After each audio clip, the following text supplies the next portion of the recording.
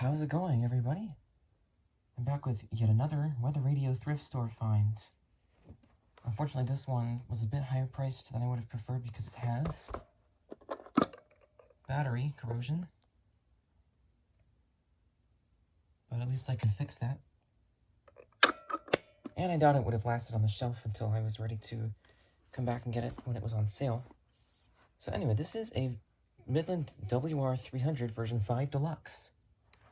One of the earliest ones, too. It was just made in May of 2012. I believe the changeover happened in February or March, from when they were using text along the bottom to when they went textless. Personally, I do prefer the ones with text, but I've also heard that the ones without text can be even more reliable in terms of their decoders. It's not like the others get decoder issues, or at least not widespread.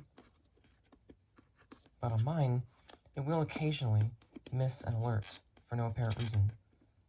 Just like your typical WR100 or 12262 or radio like that.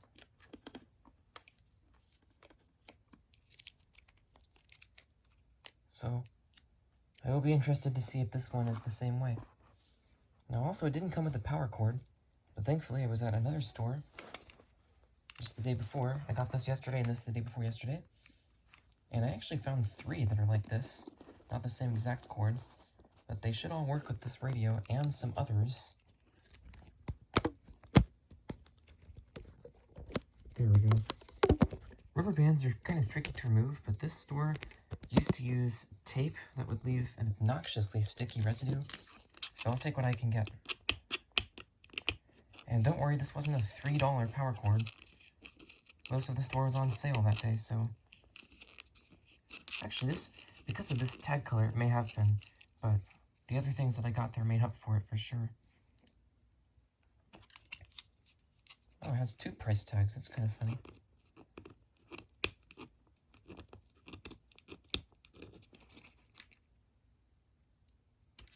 And this outputs 12 volts DC, center positive, 1 amp.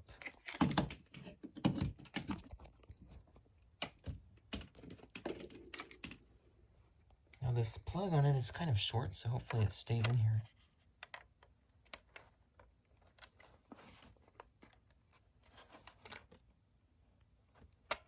Well, it doesn't look like it's actually powering the radio at all.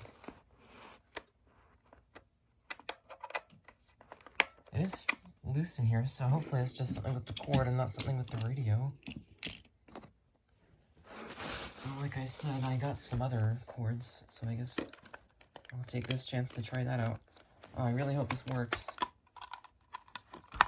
This one is huge. And it outputs...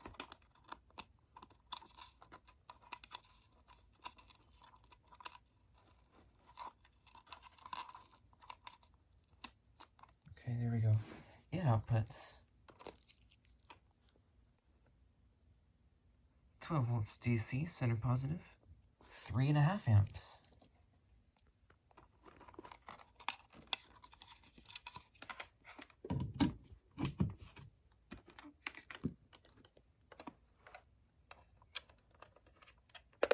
There we go.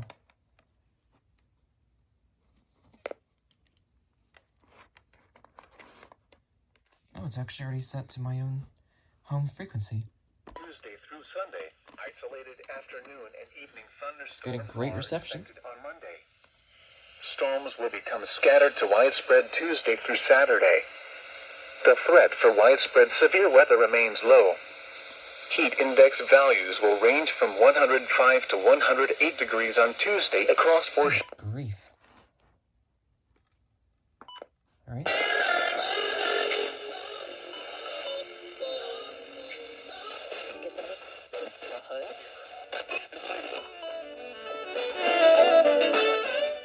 FM radio sounds to be working just fine. Let me see if I can save this to a preset. Can't remember how you do that. There we go, you press memory and then select.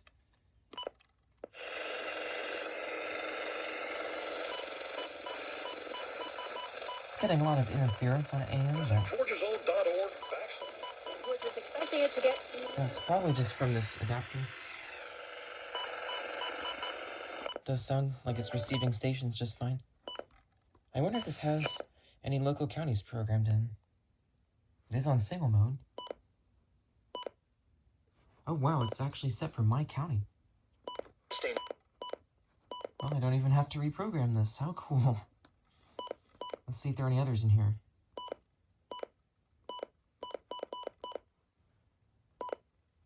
Nope.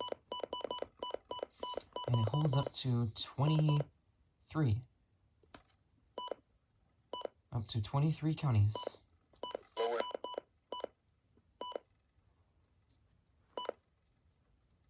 Oh yeah, these always default to low, I forgot.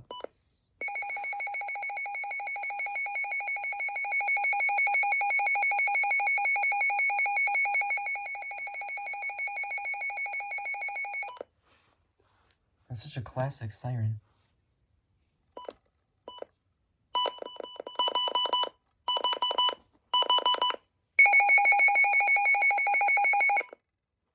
Very loud, as these should be. I'll set the date on it. And I actually don't even know what day this is. I think it's the 14th. Oh, went a bit too far there.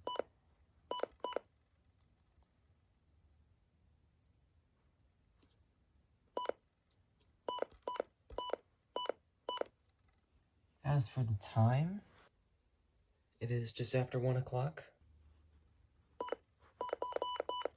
And has the most ridiculously small AM/PM indicator.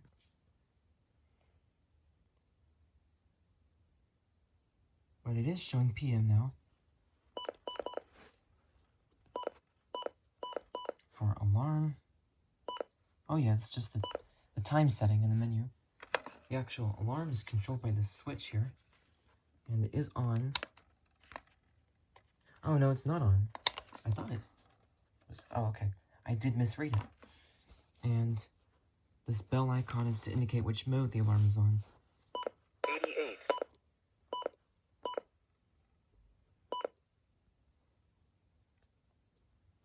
So you can have it do radio or beeps. And just in case I ever want to use the alarm on this, I'll put it on radio mode. So we can listen to that nice, or so I can listen to that nice jazz station that we heard.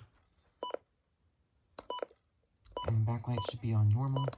Does it have an off setting? No, it doesn't. Elsewhere. Okay, now I just need to make sure all the alerts are turned on. Looks like some of them aren't, so I'll go through that now. Actually, I will go ahead and record the process of this because I love the interface on this. All you have to do is scroll with the up and down buttons and adjust it with the left and right buttons.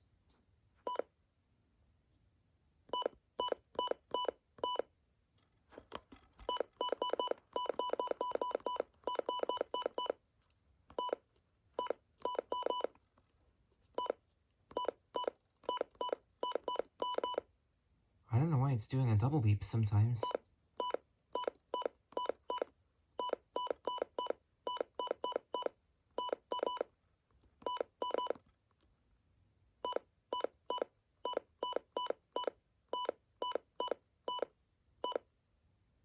Okay, everything is on now. And that should be it. Actually, let's see if there are any alerts in here, and there are not. No new alerts programmed in so far. And since I don't live in any areas that get those, or get any of the new alerts that were released since 2012, I'm just going to leave that alone. So let's just listen to the band scan. Let me extend the antenna the rest of the way. Tuesday through Sunday, isolated afternoon at 3. At Cartersville, it was mostly sunny and 90, wind calm. At Kennesaw, it was sunny and 89, wind north at 7. At heat index values will range from 105 to 108 degrees on Tuesday across portions of central and eastern Georgia. An additional heat advisory localized flooding. Heat index values will range from 105 to 108 degrees today across portions. Mostly some Gainesville listening area. Okay, it sounds good. And no messages. And I think that is about it. Let me just make sure it's on alert on mode. Yep, it is. Alright, so there we go. That is this Midland WR300 version 5 Deluxe that I just got from the thrift store. Thanks for watching.